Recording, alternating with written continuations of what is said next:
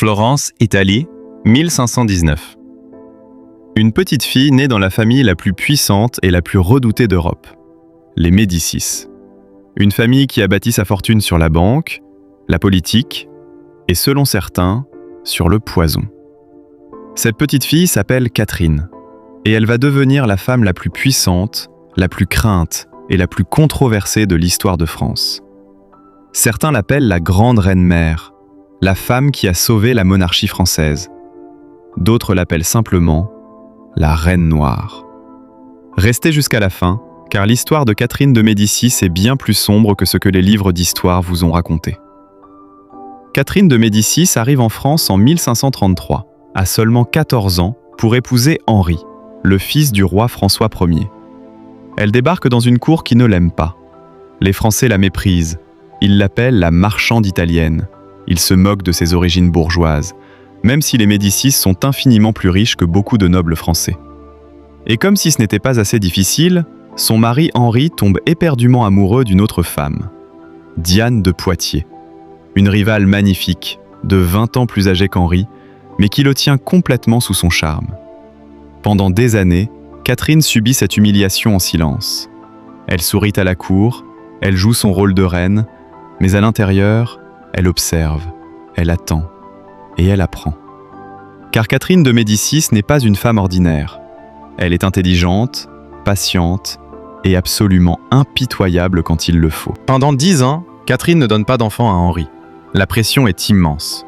Une reine sans héritier, c'est une reine inutile. On commence à parler de répudiation, de divorce, de la renvoyer en Italie. Puis soudainement, Catherine tombe enceinte. Et elle ne s'arrête plus. 10 enfants en 12 ans. 3 d'entre eux deviendront rois de France et une autre deviendra reine d'Angleterre. Catherine a sécurisé son avenir, mais son calvaire est loin d'être terminé. En 1559, Henri II est tué lors d'un tournoi.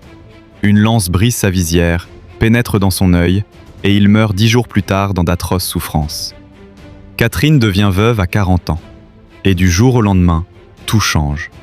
Diane de Poitiers est chassée de la cour, et Catherine de Médicis, cette femme que tout le monde méprisait, prend les rênes du pouvoir.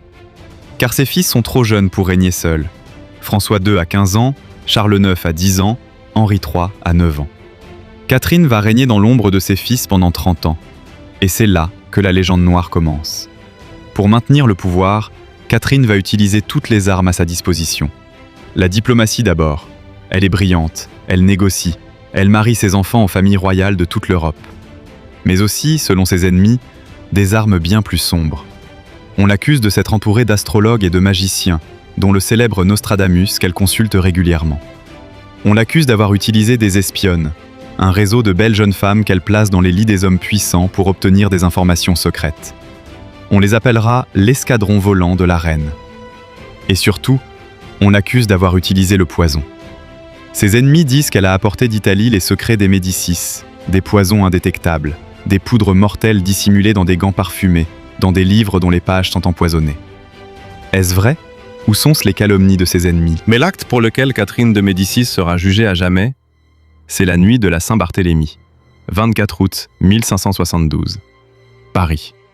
En quelques heures, des milliers de protestants sont massacrés dans les rues de la capitale. Le sang coule dans les ruisseaux parisiens. Les corps s'entassent sur les rives de la Seine. On estime entre 3 000 et 30 000 morts à travers toute la France. Catherine a-t-elle ordonné ce massacre? La vérité est complexe. La France est alors déchirée par les guerres de religion entre catholiques et protestants. Catherine a tenté pendant des années de maintenir la paix entre les deux camps. Mais face à la montée en puissance des protestants, et craignant pour le pouvoir de son fils Charles IX, elle aurait donné son accord pour éliminer les chefs protestants. Ce qui devait être une opération chirurgicale est devenu un bain de sang incontrôlable. Catherine a peut-être voulu tuer quelques hommes, et elle a déclenché un génocide. Catherine de Médicis meurt en janvier 1589, à 69 ans. Quelques mois seulement avant son dernier fils Henri III, qui sera assassiné par un moine fanatique. Elle aura tout sacrifié pour maintenir ses fils sur le trône de France, et la monarchie s'effondre quelques mois après sa mort. Ironie cruelle de l'histoire, à sa mort, personne ne pleure vraiment. La cour est soulagée, le peuple est indifférent.